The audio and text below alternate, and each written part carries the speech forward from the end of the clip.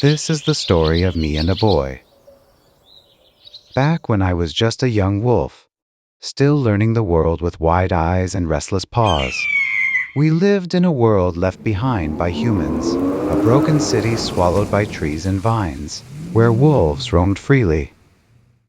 The crumbling buildings, once tall and proud, had become our home.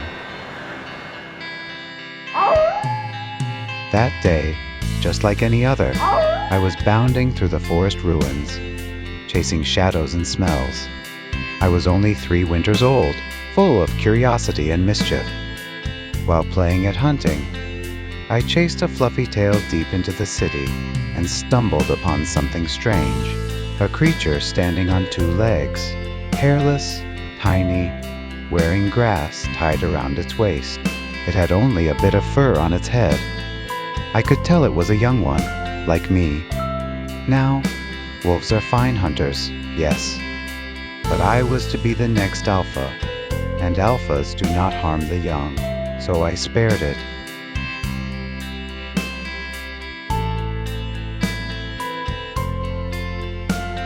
I told Mother about the strange creature that night, curled up in her warmth. She told me it was called a human, a race long gone, wiped out by the judgment of the skies. But I couldn't forget the little thing. I watched it from afar, day after day.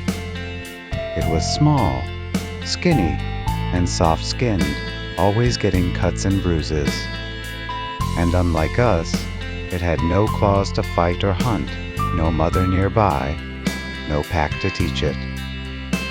I figured it had been abandoned or left behind. So I decided to take care of it, like a true alpha would. I brought it food, chased off beasts, protected it, and little by little, we grew close. It would talk to me in its strange tongue. I didn't understand, but I'd lick its cheek and that seemed enough. After 30 days and nights, the boy was no longer skin and bones. His cheeks grew round, and his belly no longer showed ribs. One day, he looked at me and said, "White Wolf." He said it every time he called me, and soon I understood it was my name. One day, he said something else. "I have to go now." His eyes looked heavy, like he was holding something inside. He patted my back softly, and even though it made me uneasy, I couldn't help but lick his face in return. Then he stopped eating the food I caught for him. He started hanging it on the trees instead. I worried he was going to starve. Soon, the entire tree he lived in was covered in dried meat. It was hard stuff, even for wolves. But he, without fangs or claws, kept at it. And then, he began wrapping the dried meat around himself. One day he told me, "I'm leaving. My family might be waiting for me. We're heading to Utopia, a place with no hunger, no pain." He cleaned up the area around his tree. I knew then he was really going. "Will you come with me, White Wolf?" he whispered, pressing his forehead to mine. And in that moment, something happened. I understood him, not just his words, but his feelings, his love for me, his longing for his family, and his sorrow for having to leave. He walked toward the edge of the city. I followed.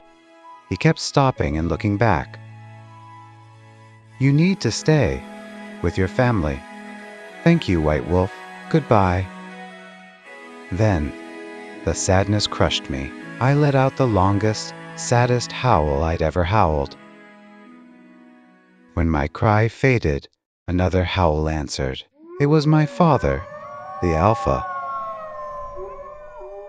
Wolves gathered atop the tallest ruins, one by one. My family. I didn't know what to do. I lifted my paws, unsure.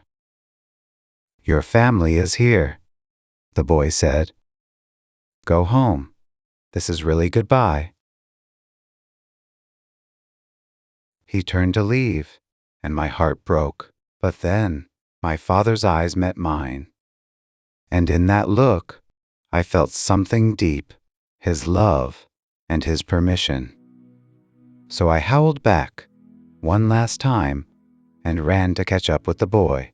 He turned at the sound of my paws and gave me the biggest smile in the world.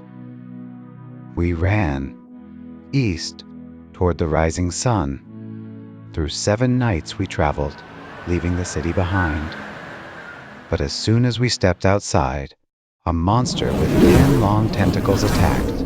I grabbed the boy by his neck and ran as fast as I could.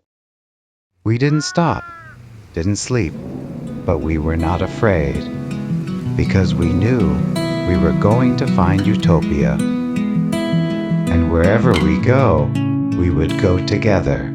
Walking through the gray dust, empty city, no sound of breathing. Alone beneath the broken sky, only faint footprints remain. In the lost time, a small shadow cried alone. When the cold wind brushes by, I hear your scent. White wolf, run on to the end of this broken world. If you're there, I'm not afraid, I'll be with you.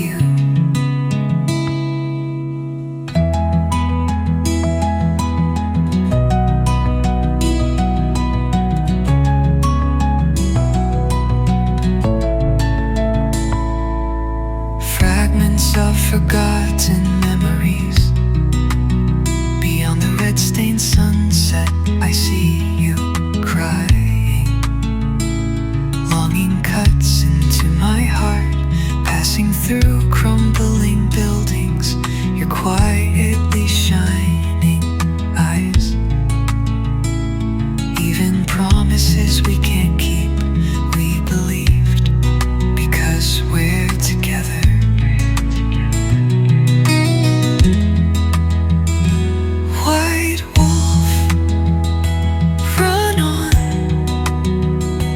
To the end of this broken world. If you're there, I'm